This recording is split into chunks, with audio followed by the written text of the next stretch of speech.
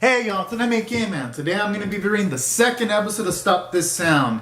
And I gotta say, I just love how each and every week this anime just brings it from the character standpoint. Because, for one, what I really like about this episode again is it re-emphasized the theme of you shouldn't judge a book by its cover in regards to Hozuki, where at first it gave a vibe that she was really nice when she was talking nice to the people in the club. And then when she found out there were no female members, she was all talking pretty damn fucking rough, and I was like, yo, kind of felt a bit bitchy, that she kind of had like a bitchy vibe. But then as the episode progressed, it showed off that she ain't completely full of edge, and she does have some semblance of sweetness there, a little bit, somewhat. So I like that. It shows off that this anime, it doesn't just stop at giving characters just a few traits here and there. It goes further by giving them multiple traits and personality. So that's what I really love about this anime so far, the characters. And I love the amount of substantial character development it gave to Kuro and Kuruta. Because I do like how at the start of the episode, you had Kuro pretty much start out with the whole situation where he tried to defend Kuruta because people were making fun of his performance, and then when Hazuki wanted to join the club, and then Hazuki, because she's a prodigy, she notices that the Kudo instrument was wrecked. She started dissing Kudo for the reason being that she pretty much assumed that Kudo was a delinquent and all that, even though we know that isn't necessarily the case. Kudo's more than that.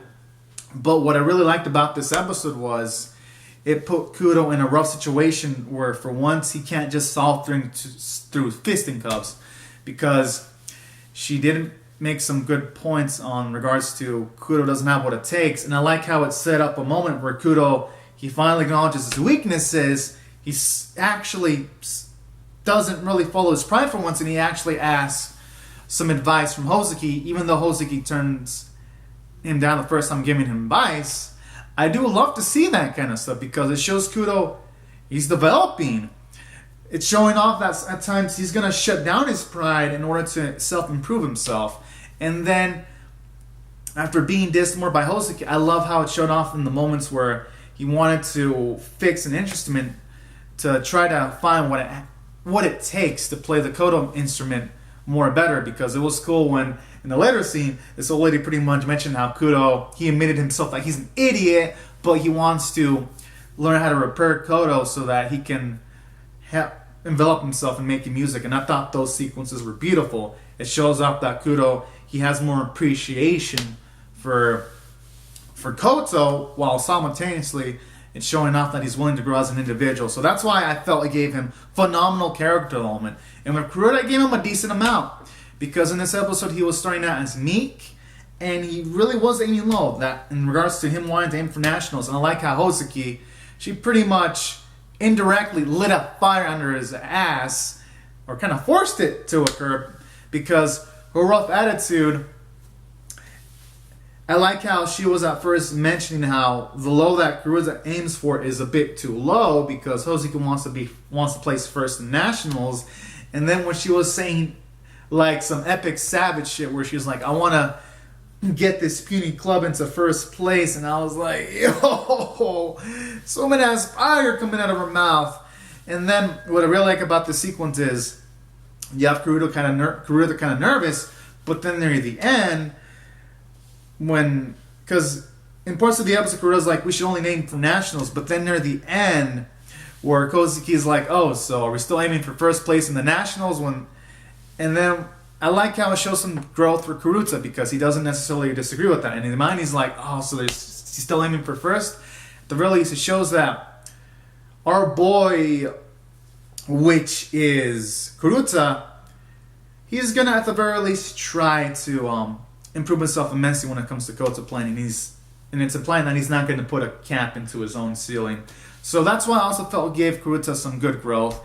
And then for Hozuki, I love how even though I didn't give her character development, I did love how it gave her characterization with their whole skills of being able to play the Kodo instrument, while simultaneously it shows you while she kind of does have a rough personality, she kind of does mean things for the best, because with her love for Kodo, it's understandable why she would lash out at Kudo from first impressions and all that. And at the same time, it would explain why she was talking rough towards Kuruta, because, well, she's the type that's really dedicated towards her craft, and that's why she was rough. Not because she's mean, but because that's just her personality. Because when you deal with people like that want to be the best of their craft, they're kind of like that. So that was pretty cool. And that's why I thought she was a good addition to the cast. And that's why I thought from a character standpoint, this episode was phenomenal. From a story standpoint, it was good because there wasn't a single dull moment, and I really did love the amount of progress we made at the very least, because they got a new club member and they're fixing the Kodo instrument, so that's some decent plot progression. Animation was actually way better than the first week's, actually. It was fluid, and there was some good sequences, like when Kuruta was chasing after Kudo, because Kudo wanted to keep it a secret that he was fixing instruments. That was a funny sequence, and it was well animated. And the art was beautiful, like in some of the shots where you see Kudo listening to the music being formed by Hozuki was beautiful, and the art shots of Hozuki when she was playing the instrument were beautiful. And that's why I'm going to rate this episode a 9 out of 10. I thought everything in this episode was all composed. Even the music was great, and I just can't wait to see more. And that's why I thought it was 9 out of 10 worthy. And I thought the voice performances were phenomenal too. So anyways, guys and gals, these are my thoughts on the second episode of the show. Comment down your thoughts in the comment section below on how you felt. Rate the video, subscribe, and I'll see you guys later if you subscribe for more, because I'm definitely pumped up for more of this series. Alright. Later, everyone. Bye-bye.